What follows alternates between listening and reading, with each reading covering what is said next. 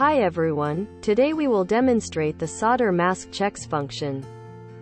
Solder mask checks analyzes solder mask layers for design errors and creates a report to list all the findings. In the graphic editor screen, select Analysis, then select Solder Mask Checks. The parameters interface is as shown. Select a layer to run analysis on. Set the size of the solder mask annular ring.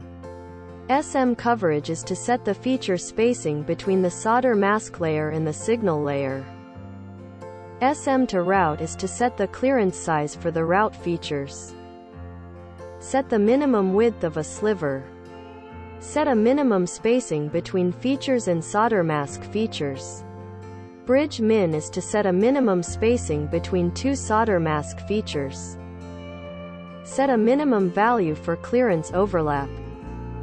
Select items in the box for analysis. Apply to is to analyze all features in the layer or selected features. Use compensated route for analysis. Use the original route for analysis. Note that you can also choose the skeleton option for analysis. Next, go to the Range tab to set the range value for each analysis check item displayed. After all the settings are done, select an area range to run the solder mask checks. Click the plus button to view the analysis report.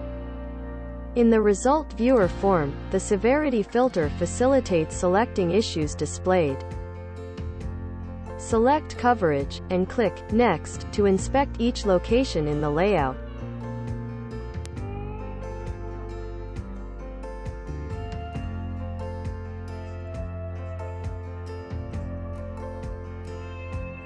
Select SM Sliver, and click Next to inspect each location in the layout.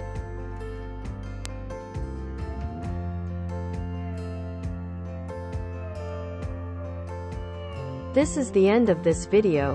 Thank you for watching.